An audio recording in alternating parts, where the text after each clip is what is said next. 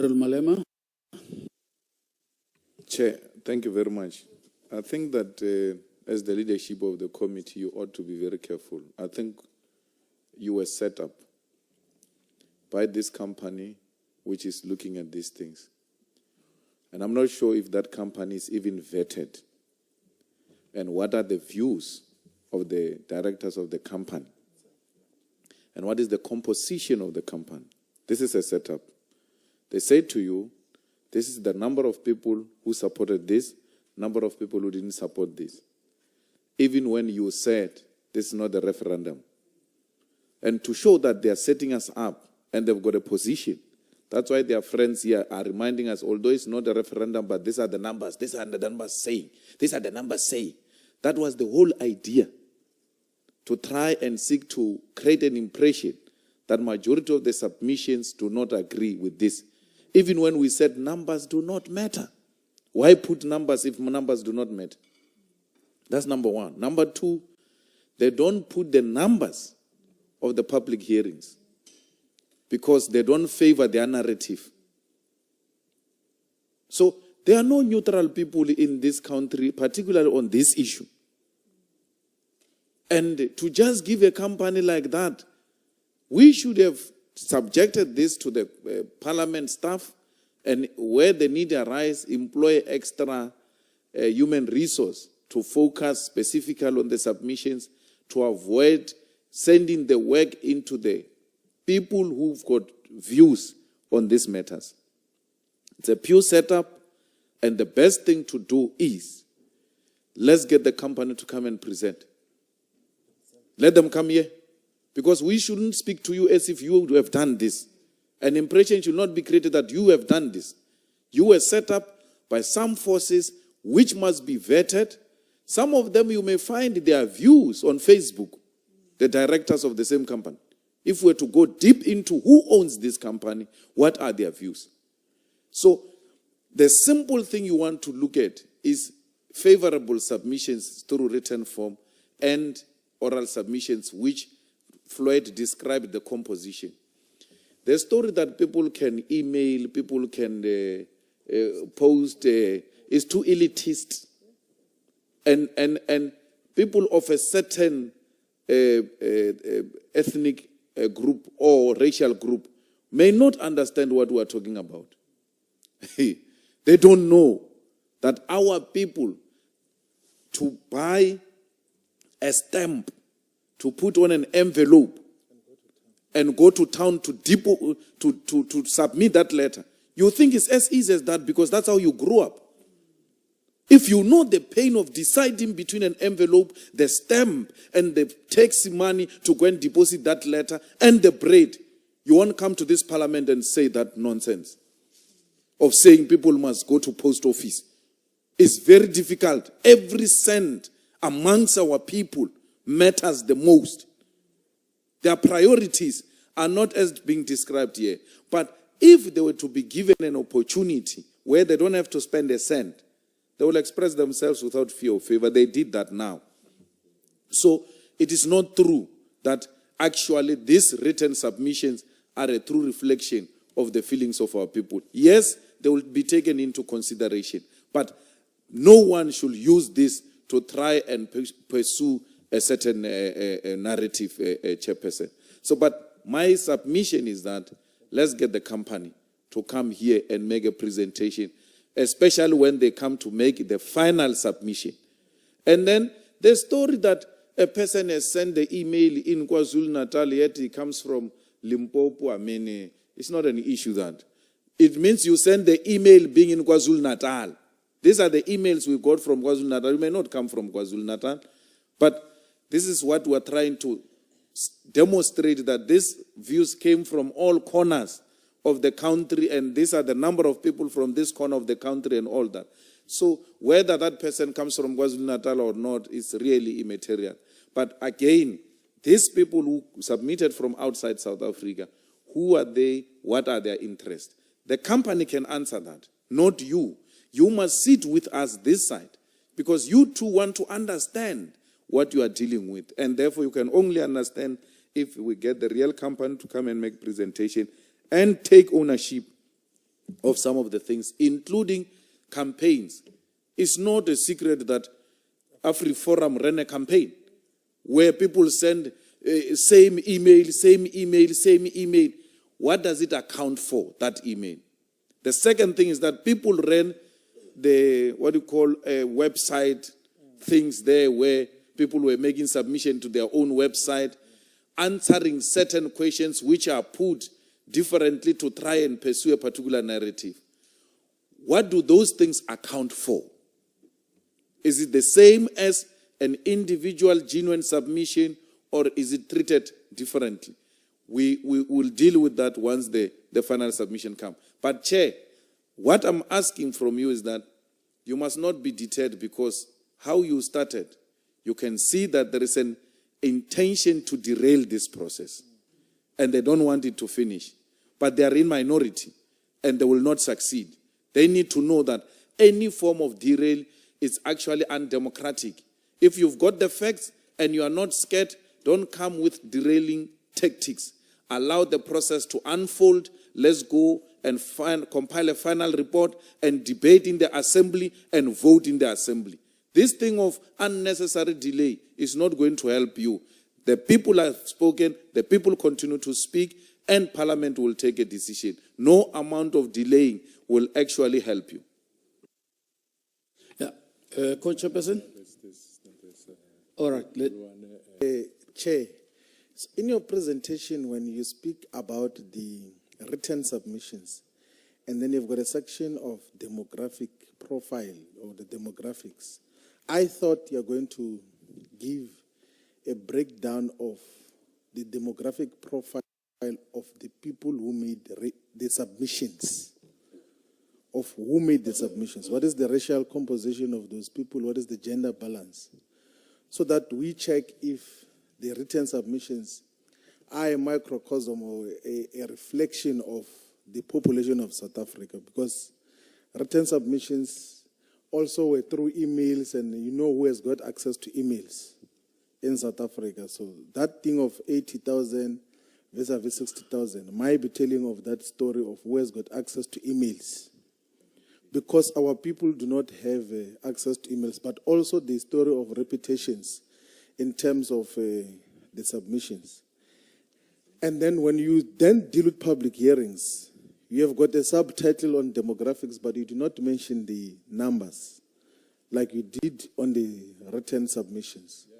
It is inconsistent in terms of what otherwise we seek to achieve. And I think fairly those of us, all of us who were in the public hearings would know that the audiences in the public hearings was somehow a microcosm of South Africa's racial demographics. I'm not sure about gender, but in terms of racial composition, majority of the times it was relatively balanced. And it could be a much more representative gauge.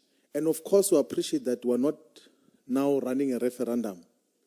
It's not a referendum, it's not about numbers, it's about what is the substance of the issue that we're dealing with. But we just wanted to appeal for a consistent presentation of the findings thus far. But it looks also that someone rushed to announce the number of submissions prior to this process being consolidated, because the president says that it's almost 1 million, but it looks like we're not going to get to any million. Even half of that. Someone just fed wrong information that there's 1 million submissions that are coming on this question, and it's not 1 million. It's lesser than that, and the trend is showing of who is making those submissions. Sure, Chair. Thank you, Chair. I was saying that Honorable Smith will know that we generally had a problem of capacity from our parliament staff, from logistics to all types of things, and this report is not shocking the way it is. So the best thing, I don't know if it is possible to get the recordings of those hearings so that we can begin to write our own reports and then submit to the parliament staff in trying to help them to come up with a bit of a comprehensive report so that we don't allow anything to fall within the cracks, like Honorable Shibambo says, because, again, we have a problem here. She goes to town on those who do not agree, and a very brief on for those who agree. So you can see we're dealing with something else here. And I think, I don't know, it looks like someone sat down somewhere and said, parliamentarians are incompetent people who don't go through these things, and they can just come and present things here, and then they will pass like that. And we're not going to be taken advantage of here, not by staff, not by some private companies. If a need be, all those written submissions and recordings, you must bring them here. We'll go through them one by one, because people should not take advantage of their admin roles to push certain narratives here. So can we make the recordings of the hearings if possible? Because they were taking videos there. They were recording everything. So we can sit as individual members of the parliament, as parties, and consolidate what we thought it is the outcome, and then submit per hearing. This is what they said in Skukuni, this is what they said at what, like that. We can do that. If she and her team are not interested to give us something tangible, which gives a true reflection of what happens. I don't get the feel of what our people said. I can't feel them in this report. And unfortunately, she was in the committee I was in. I can't feel those people. I need to feel them. I need to hear their voices represented in this report. Bampuro? Chair, I wanted to ask about the written submissions that we received during the public hearings, because I hear here we are talking about the written submissions submitted to a rendered service provider and at our public hearings. Where are those written submissions submitted during the public hearing? I want to agree with the latter speaker, because I wondered every day, and I asked my colleagues to say, what is happening here? Because at the end of each public hearing, we don't receive a report that says this is what has transpired during the day. Before we could depart to our respective provinces, I thought maybe we'll get something. We couldn't. You can ask Honorable Mutap. I was wondering almost every day, what are we doing? Because we don't get anything from the staff that is accompanying us almost on daily basis. Please furnish us with those reports. Thank you. Coach, you want to make a comment? No, I'm not sure if we need a response from the staff, but I think the notes. No, there's one more hand that comes. Yeah. Thank you, Chair. I think the report that is presented before us with the recommendations and suggestions that are put, it clearly shows that it doesn't reflect what transpired in the public hearings. So in that sense, it will be difficult for us to even accept this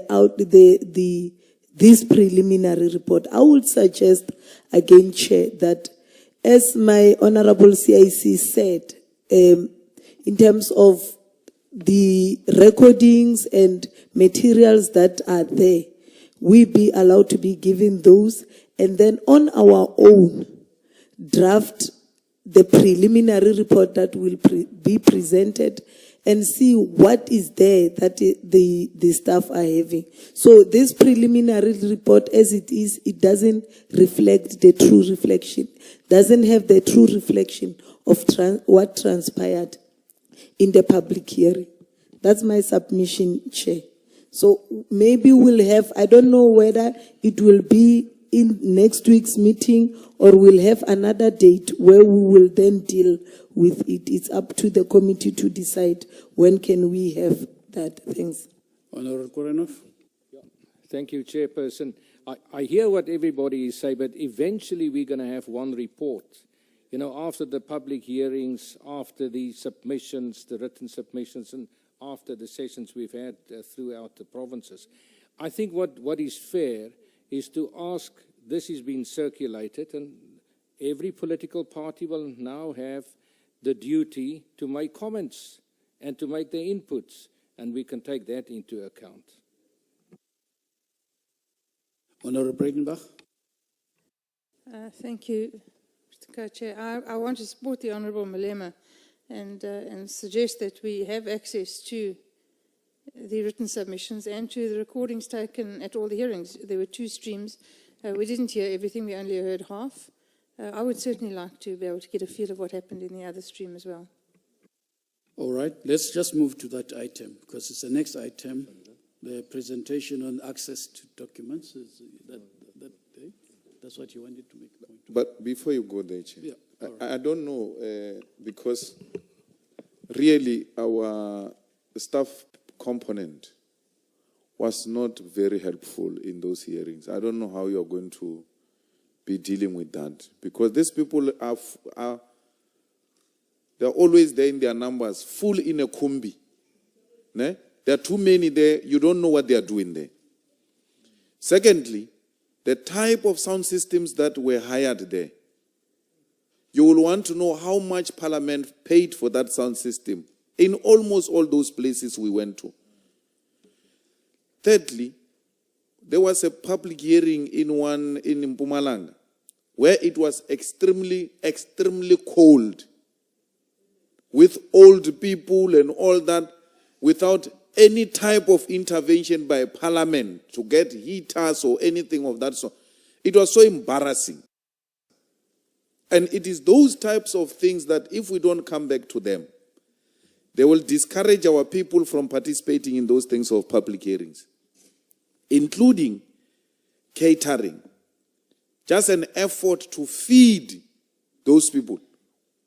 Our people, other people may not know, old people in our African arrangement, once they hear there is a meeting, they come very early.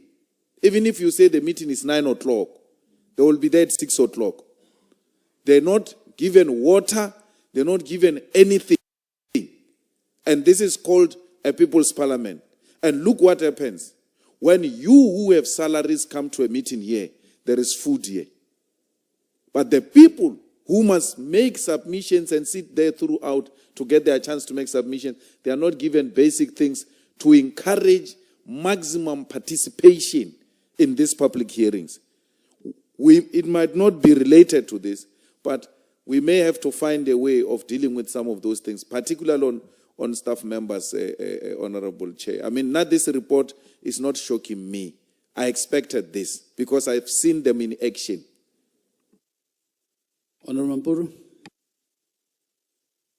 No, thank you, Chair. On the matter of the meeting next week, I wanted to make both co-chairs that the NSOP is taking Parliament to the people in the Free State, unless a logistical arrangement might be made for those members to come and attend that meeting. I just wanted to caution that. Thank you. Co-chairperson. Next. Yeah.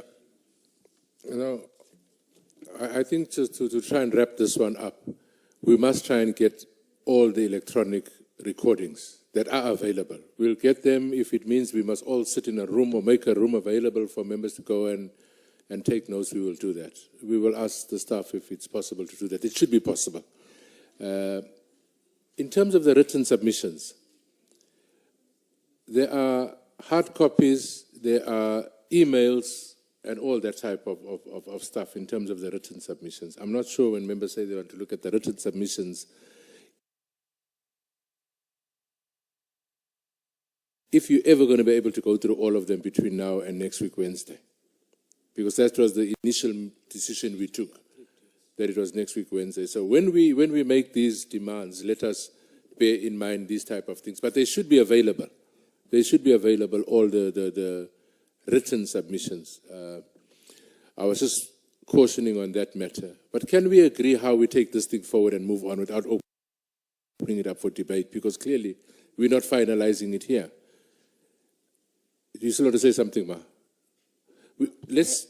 Chair, I was saying there were written submissions